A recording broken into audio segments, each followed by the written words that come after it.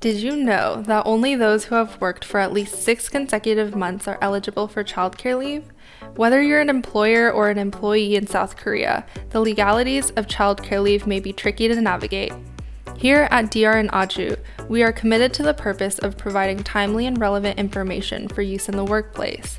This is the 3rd episode of Did You Know, a legal information series where we provide information on various issues in the workplace.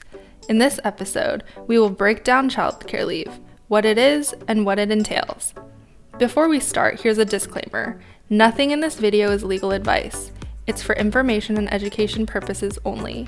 So let's get started. What is childcare leave? Childcare leave is a type of benefit where an employer is required to provide an employee with job-protected leave to care for their child. Those eligible for childcare leave include pregnant employees who apply for maternity protection and employees parenting their child, including adopted child, who is either 8 years old or younger, or in the 2nd grade or below in elementary school. If such employees request childcare leave, the employer must grant permission. However, employers are allowed to deny applications filed by employees who have been working for less than 6 consecutive months as of the scheduled start date of childcare leave. Now, let's discuss the duration of childcare leave. Each employee is entitled to 1 year of childcare leave, which can be used all at once or split into up to 3 separate periods. Childcare leave that a pregnant employee uses for maternity protection is not subject to the split limit. In addition, disadvantageous treatment related to childcare leave is prohibited. Employers shall not dismiss or give any unfavorable treatment to an employee for taking childcare leave. This ban on the dismissal of employees on childcare leave does not apply in circumstances where there is a disruption of the employer's business.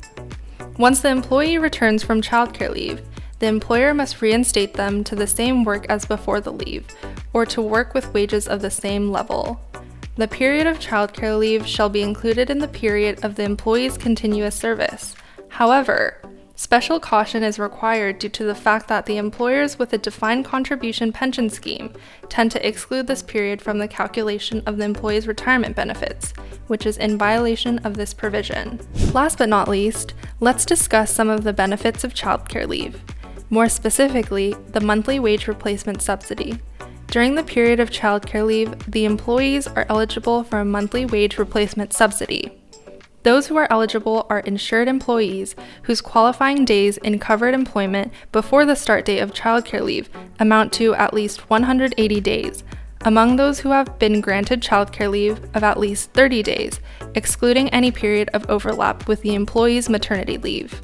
The grantee must apply for such benefits between 1 month after the start date of childcare leave and 12 months after its end date.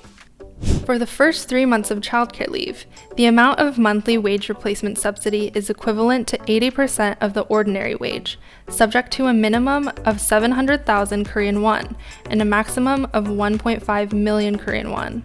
For the 4th month until the end of childcare leave, the amount of the monthly wage replacement subsidy is equivalent to 50% of the ordinary wage, subject to a minimum of 700,000 Korean won and a maximum of 1.2 million Korean won. That's all we have for today. We hope this video helped you gain a better understanding of the legal context of work-family balance support in South Korea. If you liked our video, be sure to subscribe to our channel, where we regularly post informational videos on legal topics.